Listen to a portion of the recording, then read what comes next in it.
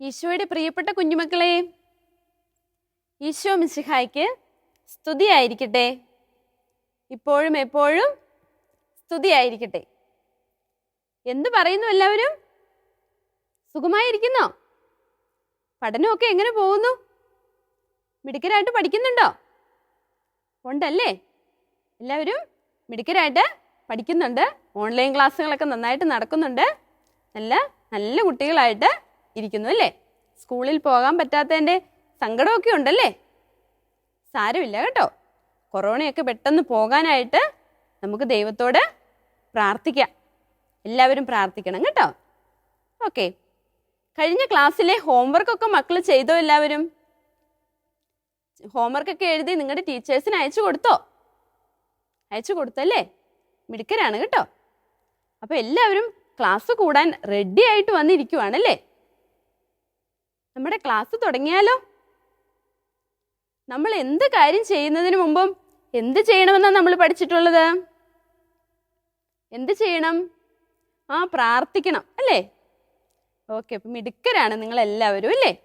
നമ്മൾ പ്രാർത്ഥിക്കാൻ എന്ത് കാര്യം ചെയ്യുന്നതിന് മുമ്പ്, രാവിലെ എഴുന്നേൽക്കുന്നതിന് മുമ്പ്, രാത്രി കിടക്കുന്നതിന് മുമ്പ്, പഠിക്കുന്നതിന് മുമ്പ്, യാത്ര ചെയ്യുന്നതിന് മുമ്പ്, എന്ത് ചെയ്യുന്നതിന് മുമ്പ് നമ്മൾ എന്ത് ചെയ്യണം? പ്രാർത്ഥിക്കണം. അപ്പം നമുക്ക് പ്രാർത്ഥിച്ചിട്ട് നമ്മുടെ ക്ലാസ് തുടങ്ങാം. മക്കളെല്ലാവരും ഒന്ന് ചാടി എഴുന്നേറ്റേ. എഴുന്നേറ്റോ? ഓക്കെ, എല്ലാവരും കൈയൊക്കെ കൂപ്പി കണ്ണുകളൊക്കെ അടച്ച് നമുക്ക് ഒരു നിമിഷം ഈശോയോട് പ്രാർത്ഥിക്കാം കേട്ടോ. സ്നേഹനാഥനായ ഈശോയെ, അങ്ങയുടെ കുഞ്ഞുമക്കൾ അങ്ങയുടെ സന്നിധിയിലായിരിക്കുന്നു. അങ്ങ് ഞങ്ങളോടൊപ്പം ഉണ്ടായിരിക്കണമേ. അങ്ങയുടെ പരിശുദ്ധാത്മാവിനെ ഞങ്ങൾക്ക് അയച്ചു തരണമേ. അമ്മേ മാതാവേ, അമ്മയുടെ വാത്സല്യവും സ്നേഹവും എപ്പോഴും ഞങ്ങളോടൊപ്പം ഉണ്ടായിരിക്കണമേ. സകല വിശുദ്ധരെ ഞങ്ങൾക്ക് കൂട്ടായിരിക്കണമേ. ആമേൻ. കണ്ണുകളൊക്കെ തുറന്ന് മിടുക്കരായിട്ട് നിങ്ങളുടെ സ്വസ്ഥാനങ്ങളിൽ ഇരിക്കുക കേട്ടോ. അപ്പോൾ നമ്മൾ ഇന്ന് പഠിക്കാൻ പോകുന്നത് എത്രാമത്തെ പാഠമാണ്? 7ാമത്തെ പാഠം അല്ലേ? 7ാമത്തെ പാഠത്തിൻ്റെ പേരെന്താ? മക്കളുടെ കയ്യിൽ പുസ്തകമൊക്കെ ഇല്ലേ? എല്ലാവരും പുസ്തകമൊക്കെ എടുത്തു വെച്ചിട്ടുണ്ടോ? കൊണ്ടുവന്നിട്ടുണ്ടല്ലേ? എന്നാലേ പാഠം ഒന്ന് തുറന്നു നോക്കിക്കേ. 7ാമത്തെ പാഠം, 7ാമത്തെ പാഠത്തിൻ്റെ പേരെന്താ? നോക്കിയോ? എന്താണ്? കൽപ്പനകൾ ജീവന്റെ വഴികൾ അല്ലേ? കൽപ്പനകൾ ജീവന്റെ വഴികൾ. ഇപ്പം 7ാമത്തെ പാഠത്തിലേക്ക് കയറുന്നതിന് മുമ്പ് ടീച്ചർ ഒരു കാര്യം ചോദിക്കട്ടെ. 6ാം പാഠത്തിൽ നമ്മൾ എന്തായിരുന്നു പഠിച്ചത്? കഴിഞ്ഞ ആഴ്ച എന്താ പഠിച്ചതെന്ന് മക്കൾ ഓർക്കുന്നുണ്ടോ? ഒന്ന് ആലോചിച്ച് നോക്കിയേ. എന്തായിരുന്നു? ഇസ്രായേൽ ജനത്തെ ഈജിപ്തിൻ്റെ അടിമത്തത്തിൽ നിന്ന് ആരോ കൊണ്ടുവന്നത്? ദൈവം ആരെയാ വിട്ടത്? ആരെയാണ്? മോശേനെ അല്ലേ? വിക്കനായ മോശയെ ദൈവം ഈജിപ്തിലേക്ക് വിടുകയാണ്. എന്തിനാണ്? ദൈവത്തിൻ്റെ സ്വന്തം ജനമായ ഇസ്രായേൽ ജനം 400 വർഷങ്ങളോളം ഈജിപ്തിൻ്റെ അടിമത്തത്തിലായിരുന്നു അല്ലേ? ഈജിപ്തിലെ രാജാവായ ഫറവോയുടെ അടിമത്തത്തിൽ കഷ്ടപ്പെടുമായിരുന്നു. അപ്പം ദൈവത്തിൻ്റെ ജനങ്ങളുടെ ആ വിഷമം കണ്ടിട്ട് ദൈവത്തിന് സങ്കടമായി അല്ലേ? അപ്പം അവരെ രക്ഷിക്കാൻ വേണ്ടിയിട്ട് ദൈവം മോശയെ ഈജിപ്തിലേക്ക് വിടുകയാണ്. മോശയ്ക്കൊരു സഹായി ഉണ്ടായിരുന്നു. അദ്ദേഹത്തിൻ്റെ പേര് മക്കൾ ഓർക്കുന്നുണ്ടോ? അഹ്റോൻ അല്ലേ? മോശയുടെയും അഹ്റോൻ്റെയും നേതൃത്വത്തിൽ ഇസ്രായേൽ ജനത്തെ ഈജിപ്തിൽ നിന്ന് കൊണ്ടുവരുന്നതാണ് നമ്മൾ കഴിഞ്ഞ ക്ലാസ്സിൽ കണ്ടതല്ലേ? അപ്പം ആദ്യം മോശയെ ഫറവോയുടെ അടുത്തേക്ക് വിട്ടിട്ട് ദൈവത്തിൻ്റെ ജനത്തെ വിട്ടുതരാൻ പറഞ്ഞിട്ട് ഫറവോ വിട്ടുകൊടുത്തോ? വിട്ടുകൊടുത്തില്ല അല്ലേ? മോശ ഒത്തിരി പറഞ്ഞു, സമ്മതിച്ചില്ല. കുറേ അത്ഭുതങ്ങളൊക്കെ ചെയ്തു.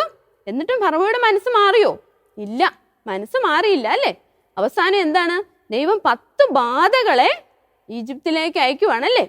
10 ബാധകൾ ഈജിപ്തിലേക്ക് വന്നു കഴിഞ്ഞപ്പോഴേക്കും ഫറവോയ്ക്ക് പറ്റില്ലാതായി, ക്ഷീണമായി അല്ലേ? ഫറവോ ഇസ്രായേൽ ജനത്തെ വിട്ടയക്കാനായിട്ട് അനുവാദം നൽകി അല്ലേ? അപ്പം ഇസ്രായേൽ ജനം എന്ത് ചെയ്യാണ്? തങ്ങൾക്കുള്ളതെല്ലാം വസ്ത്രങ്ങളും പാത്രങ്ങളും ജീവജാലങ്ങളും ആടും കോഴിയും സമ്പത്തും അവർക്കുള്ളതെല്ലാം വാരിയെടുത്ത് നമ്മുടെ മോശ പറയുന്നത് കേട്ട് മോശയുടെ പുറകെ പോരുകയാണ്. ഇവർ പോകുന്ന വഴിക്കോ എന്താ സംഭവിക്കുന്നേ? ഇസ്രായേൽ ജനം പോന്നു കഴിഞ്ഞപ്പോൾ ഫറവോയുടെ മനസ്സ് വീണ്ടും മാറി. അവരെ തിരിച്ച് അടിമകളാക്കണം എന്നുള്ള ആഗ്രഹം ഫറവോയ്ക്ക് വീണ്ടും വരികയാണ്. ഫറവോയുടെ സൈന്യം എന്ത് ചെയ്തു? ഇസ്രായേൽ ജനത്തിന്റെ പുറകെ അവരെ പിടിക്കാനായിട്ട് വരികയാണല്ലേ. അപ്പൊ ഇസ്രായേൽ ജനത്തെയും കൂട്ടി മോശ കുറേ ദൂരം യാത്ര ചെയ്തിട്ട് അവരെവിടെയാണ് എത്തി നിൽക്കുന്നത്? ചെങ്കടൽ കടക്കുന്നുണ്ടല്ലേ, നമ്മൾ കണ്ടായിരുന്നു ചെങ്കടൽ കടക്കുന്നേ. അപ്പൊ ചെങ്കടലിന് മുമ്പിൽ വന്ന് നിൽക്കുമ്പോൾ ഇസ്രായേൽക്കാര് മോശയോട് വഴക്കുണ്ടാക്കുന്നുണ്ട്. നീ എന്തിനാ ഞങ്ങളെ ഇങ്ങോട്ട് കൊണ്ടുവന്നേ? മുമ്പിൽ കടല്, പുറകിൽ ഇതേ ഫറവോയുടെ സൈന്യങ്ങൾ ഞങ്ങളെ കൊല്ലാനായിട്ട് വരുന്നു, ഞങ്ങൾ എന്ത് ചെയ്യും എന്ന് ചോദിച്ച ഇസ്രായേൽ ജനം മോശയോട് ചൂടാകുന്നുണ്ടല്ലേ. അപ്പോൾ മോശ എന്താ പറഞ്ഞത്? നിങ്ങൾ ആരും ഭയപ്പെടണ്ട. എന്താ പറഞ്ഞത്? നിങ്ങൾ ആരും ഭയപ്പെടണ്ട, ദൈവത്തിൽ വിശ്വസിക്കുക, ദൈവം അത്ഭുതം പ്രവർത്തിക്കുമെന്ന് പറഞ്ഞല്ലേ. എന്നിട്ട് എന്ത് ചെയ്തു? ദൈവം മോശയ്ക്ക് ശക്തി കൊടുത്തു. മോശ തൻ്റെ കയ്യിലിരുന്ന വടി മുകളിലേക്ക് ഉയർത്തിയപ്പോൾ എന്താ സംഭവിച്ചത് മക്കളെ? ചെങ്കടൽ എന്തായി? 2 പാർട്ടായിട്ട്, 2 ഭാഗമായിട്ട് വഴിമാറി. ഇങ്ങനെ വലിയ ഭിത്തി പോലെ ഈ വെള്ളം വഴിമാറി. എന്നിട്ടോ ഇസ്രായേൽ ജനത്തിന് ഭയങ്കര അത്ഭുതമായില്ലേ. അവര് ജീവൻ പണയം വെച്ച് പുറകില് ഫറവോയുടെ സൈന്യം നിൽക്കുന്നു. അവർ പിടിക്കുന്നതിന് മുമ്പ് എന്ത് ചെയ്യണം? ഈ ചെങ്കടൽ കടക്കണം. അവരെന്നിട്ട് ഓടുവാണ്. ഈ കടലിൽ നടുക്കൂടെ ഉള്ള വഴിയിൽ കൂടി ഇസ്രായേൽ ജനം ഈ ചെങ്കടൽ കടന്നു പോവുകയാണ്. കടന്നുപോയി അവരങ്ങേ കര എത്തിയപ്പോഴേക്കും ഇപ്പറേ ആരെത്തി? നമ്മുടെ ഫറവോയുടെ സൈന്യം വന്ന് ഇവരെ പിടിക്കാൻ വേണ്ടിയിട്ട് ഈ കടലിന് നടുക്കേക്ക് വരികയും എന്ത് ചെയ്തു? മോശ കൈകൾ താഴ്ത്തി അല്ലേ. കൈകൾ താഴ്ത്തിയപ്പോൾ എന്ത് സംഭവിച്ചു? ഈ കടൽ മാറി നിന്നിരുന്ന കടൽ വീണ്ടും എന്ത് ചെയ്തു? ഒന്ന് ചേർന്ന് അവിടെ മുഴുവൻ വെള്ളമായി. ഫറവോയുടെ സൈന്യം മുഴുവനും ഈ വെള്ളത്തിൽ മുങ്ങി മരിച്ചുപോയി. ഫറവോയുടെ തെറ്റിന് ദൈവം കൊടുത്ത ശിക്ഷയായിരുന്നല്ലേ. ഓക്കെ, അങ്ങനെ നമ്മുടെ ഇസ്രായേൽ ജനം മോശയുടെ നേതൃത്വത്തിൽ ചെങ്കടലൊക്കെ വളരെ അത്ഭുതകരമായ രീതിയിൽ കടന്ന് എന്ത് ചെയ്യുകയാണ്? മുമ്പോട്ട് യാത്ര ചെയ്യുകയാണ് അല്ലേ. അവർ ഏറെ ദൂരം യാത്ര ചെയ്തു. ഒത്തിരി ദൂരം ഇങ്ങനെ യാത്ര ചെയ്ത് അവസാനം അവരെവിടെ എത്തിയെന്നറിയാവോ? എവിടെ എത്തി? സീനായ് മരുഭൂമിയുടെ അടുത്തെത്തി. എവിടെയാണ്? സീനായ് മരുഭൂമിയുടെ അടുത്തെത്തി. അപ്പൊ തുടർന്നുള്ള യാത്ര സീനായ് മരുഭൂമിയിലൂടെ ആയതുകൊണ്ട് കുറച്ച് ദിവസം നമുക്ക് വിശ്രമിക്കാം എന്ന് പറഞ്ഞ് മോശ എന്ത് ചെയ്തു? ഇസ്രായേൽ ജനത്തെ സീനായ് മലയുടെ താഴ്വരയിൽ താമസിക്കാനായിട്ട്, താവളമടിക്കാനായിട്ട് പറഞ്ഞു. ഈ ഇസ്രായേൽ ജനം ഈ സീനായ് മലയുടെ ചുറ്റിനും അത്യാവശ്യം ഇരിക്കാനും കിടക്കാനും ഒക്കെ ഉള്ള സൗകര്യങ്ങളൊക്കെ ഒരുക്കി അവരവിടെ താമസിക്കാൻ, വിശ്രമിക്കാനായിട്ട് ആരംഭിച്ചു. ഈ സമയം മോശ എന്ത് ചെയ്തെന്നറിയാവോ?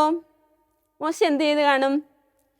മോശ സീനായ് മലയുടെ മുകളിലേക്ക് കയറിപ്പോയി. കാരണം എന്താ? ദൈവം മോശയെ മലയുടെ മുകളിലേക്ക് വിളിച്ചു. അപ്പോൾ ദൈവത്തിൻ്റെ വിളി കേട്ട് മോശ മലയുടെ മുകളിൽ ചെന്നു. കുറച്ച് ദിവസം കഴിഞ്ഞപ്പോൾ ദൈവം മോശയ്ക്ക് പ്രത്യക്ഷപ്പെട്ടു. എന്നിട്ട് എന്താ പറഞ്ഞെന്നറിയാവോ? എന്തായിരിക്കും പറഞ്ഞത്? നീ ചെന്ന് എൻ്റെ ജനമായ ഇസ്രായേലിനോട് പറയുക. എന്തെന്ന് പറയണം? എത്രമാത്രം അത്ഭുതങ്ങൾ ചെയ്തും അല്ലേ, എത്ര സുരക്ഷിതമായിട്ടുമാണ് ഈ ജനത്തെ ഞാൻ ഈജിപ്തിൽ നിന്ന് പുറത്തു കൊണ്ടുവന്നതെന്ന് നിങ്ങൾ മനസ്സിലാക്കുക അല്ലേ. ഒത്തിരിയേറെ അത്ഭുതം, നമുക്ക് വിശ്വസിക്കാൻ പോലും പറ്റത്തില്ലാത്ത രീതിയിൽ കടലൊക്കെ വഴി മാറി ഇസ്രായേൽ ജനത്തിന് വേണ്ടിയിട്ട് പാതയൊരുങ്ങി അല്ലേ. അത്രയും അധികം അത്ഭുതങ്ങളൊക്കെ പ്രവർത്തിച്ച് ഫറവോയുടെ കയ്യിൽ നിന്നും ഈ ജനത്തെ ഞാനിവിടെ കൊണ്ടുവന്നത് എത്രമാത്രം നിങ്ങളോടുള്ള സ്നേഹം കൊണ്ടാണ് എന്ന് നിങ്ങൾ മനസ്സിലാക്കണമെന്ന് ആ ജനത്തോട് പോയി പറയണം നീ. എന്നിട്ട് ഒരു കാര്യം കൂടെ പറഞ്ഞു. ഈശോ ഒരു വാഗ്ദാനമാണ് കൊടുക്കുന്നത്. നിങ്ങൾ എൻ്റെ കൽപ്പന കേൾക്കുകയും എൻ്റെ വാക്ക് അനുസരിക്കുകയും ചെയ്താൽ നിങ്ങൾ ആരാവും? എല്ലാ ജനതകളിലും വെച്ച് എൻ്റെ പ്രിയപ്പെട്ട സ്വന്തം ജനമായി നിങ്ങളെ ഞാൻ മാറ്റും എന്ന് ഈശോ ഒരു വാഗ്ദാനം കൊടുക്കുകയാണ്. എന്താ പറഞ്ഞത്? എൻ്റെ കൽപ്പന കേൾക്കുകയും എൻ്റെ വാക്കനുസരിക്കുകയും ചെയ്താൽ എല്ലാ ജനതകളിലും വെച്ച് നിങ്ങൾ എൻ്റെ പ്രിയപ്പെട്ട ജനമായിരിക്കും എന്ന് പറഞ്ഞല്ലേ. അപ്പോൾ ഈ സന്തോഷ വാർത്ത എന്ത് ചെയ്യുകയാണ് മോശ താഴെ ചെന്ന ഇസ്രായേൽ ജനത്തോട് പറയുകയാണ് അല്ലേ. ഇസ്രായേൽ ജനത്തോട് പറഞ്ഞു കഴിഞ്ഞപ്പം ഇസ്രായേൽ ജനത്തിന് വളരെയധികം സന്തോഷമായി. അവർക്ക് ഭയങ്കര സന്തോഷമായി. അവർ പറഞ്ഞു ദൈവം പറയുന്നതെല്ലാം ഞങ്ങൾ അനുസരിച്ചോളാം എന്ന് പറഞ്ഞു. അപ്പം ഇസ്രായേൽ ജനം പറഞ്ഞ മറുപടി പറയാനായിട്ട് മോശ മലയുടെ മുകളിലേക്ക് പോയി 40 ദിവസങ്ങൾ 40 ദിനരാത്രങ്ങൾ അവിടെ തങ്ങി വീണ്ടും ദൈവവുമായിട്ട് കണ്ടു. ദൈവം എന്നിട്ട് മോശയ്ക്ക് 10 കൽപ്പനകൾ നൽകുകയാണ്. ദൈവത്തിന് നമ്മളോടുള്ള സ്നേഹം കൊണ്ട് നമ്മളെ സുരക്ഷിതരായിരിക്കാൻ ദൈവത്തിൻ്റെ അടുത്തെത്താനായിട്ട് ഉള്ള കുറുക്കു വഴികൾ എന്ന രൂപേണ 10 കൽപ്പനകൾ മോശയ്ക്ക് കല്ലിൽ കൊത്തി കൊടുത്തു. ആ 10 കൽപ്പനകളാണ് നമ്മൾ 10 ദൈവ പ്രമാണങ്ങൾ എന്ന് പറയുന്നത് കേട്ടോ. 10 കൽപ്പനകളെയാണ് നമ്മൾ എന്തെന്ന് വിളിക്കുന്നത്? 10 ദൈവ പ്രമാണങ്ങൾ. ഈ 10 കൽപ്പനകൾ ഏതൊക്കെയാണെന്ന് നമുക്കൊക്കെ അറിയാവോ? ഒന്ന് പറഞ്ഞു നോക്കിക്കേ. കുറച്ച് പേർക്കൊക്കെ അറിയാം അല്ലേ, കുറച്ച് പേർക്ക് അറിയത്തില്ല. നമുക്ക് ടീച്ചർ ഒന്ന് പറയാം, മക്കൾ ശ്രദ്ധിച്ച് കേട്ടിരുന്നാണ്. ഒന്നാമത്തെ കൽപ്പന, നിന്റെ ദൈവമായ കർത്താവ് ഞാനാകുന്നു, ഞാനല്ലാതെ മറ്റൊരു ദൈവം നിനക്കുണ്ടാകരുത്. രണ്ടാമത്തെ കൽപ്പന, ദൈവത്തിൻ്റെ തിരുനാമം വൃഥ പ്രയോഗിക്കരുത്. മൂന്നാമത്തേതെന്താ? കർത്താവിൻ്റെ ദിവസം പരിശുദ്ധമായി ആചരിക്കണം. 4, മാതാപിതാക്കന്മാരെ ബഹുമാനിക്കണം. 5, കൊല്ലരുത്. 6, വ്യഭിചാരം ചെയ്യരുത്. 7, മോഷ്ടിക്കരുത്. 8, കള്ളസാക്ഷ്യം പറയരുത്. 9, അന്യൻ്റെ ഭാര്യയെ മോഹിക്കരുത്. 10, അന്യൻ്റെ വസ്തുക്കൾ മോഹിക്കരുത്. അപ്പം ഇത്രയുമാണ് 10 കൽപ്പനകൾ. നമ്മൾ ഈ പാഠത്തിൽ ഈ 10 കൽപ്പനകൾ ഒന്ന് പരിചയപ്പെടുക മാത്രമേ ചെയ്യുന്നുള്ളൂ. ഇപ്പം 10 കൽപ്പനകൾ എന്തൊക്കെയാണെന്ന് മക്കൾക്ക് മനസ്സിലായില്ലേ? അടുത്ത ആഴ്ചയിലെ ക്ലാസ്സിൽ നമുക്ക് ഈ 10 കൽപ്പനകളെക്കുറിച്ച് വിശദമായിട്ട് പഠിക്കാം. അപ്പം ടീച്ചർ ഇന്ന് പറഞ്ഞ 10 കൽപ്പനകളും മക്കൾക്ക് മനസ്സിലായി എന്ന് വിചാരിക്കുന്നു. അപ്പം ഇന്നത്തെ ക്ലാസ്സിൽ നിങ്ങൾക്കൊരു അസൈൻമെൻ്റ് ഉണ്ട്. പുറപ്പാടിൻ്റെ പുസ്തകം 19-ാം അധ്യായം 5-ാമത്തെ തിരുവചനം നമ്മുടെ പാഠപുസ്തകത്തിലുണ്ട്. മക്കൾ അത് പഠിക്കണം. അതോടൊപ്പം നിങ്ങളുടെ ബുക്കിൽ അത് എഴുതി നിങ്ങളുടെ ടീച്ചറിന് അയച്ചു കൊടുക്കണം. എല്ലാവരും ചെയ്യുമല്ലോ? കൊള്ളാം, മിടുക്കരാണ് കേട്ടോ. എല്ലാവരും ചെയ്യണേ. അപ്പം ഇന്നത്തെ പാഠം മനസ്സിലായല്ലോ. 10 കൽപ്പനകൾ നമ്മളൊന്ന് പരിചയപ്പെട്ടു. അപ്പം ഇന്ന് ഇത്രയും നമുക്ക് പഠിച്ചാൽ മതി. നമുക്കൊരു നന്ദി പ്രാർത്ഥനയോടെ നമ്മുടെ ക്ലാസ് അവസാനിപ്പിക്കാം. മക്കളെല്ലാവരും ഒന്ന് എഴുന്നേറ്റ് നിന്നേ. കണ്ണടച്ച് കൈകൂപ്പി നമുക്കൊന്ന് നന്ദി പറയാം. സ്നേഹനാഥനായ ഈശോയെ, അങ്ങയുടെ മക്കളായ ഞങ്ങൾ അങ്ങയുടെ വചനം കേൾക്കാനായി അങ്ങയുടെ തിരുമുമ്പിൽ നിൽക്കുകയായിരുന്നു. ഞങ്ങളുടെ മനസ്സിലേക്ക് അങ്ങയുടെ വചനത്തിൻ്റെ വിത്ത് ആഴ്ന്നിറങ്ങട്ടെ. അങ്ങയോടൊപ്പമായിരിക്കുവാനുള്ള അനുഗ്രഹം ഞങ്ങൾക്ക് നൽകണമേ. അമ്മേ മാതാവേ, സകല വിശുദ്ധരെ ഞങ്ങൾക്ക് കൂട്ടായിരിക്കണമേ. ആമേൻ.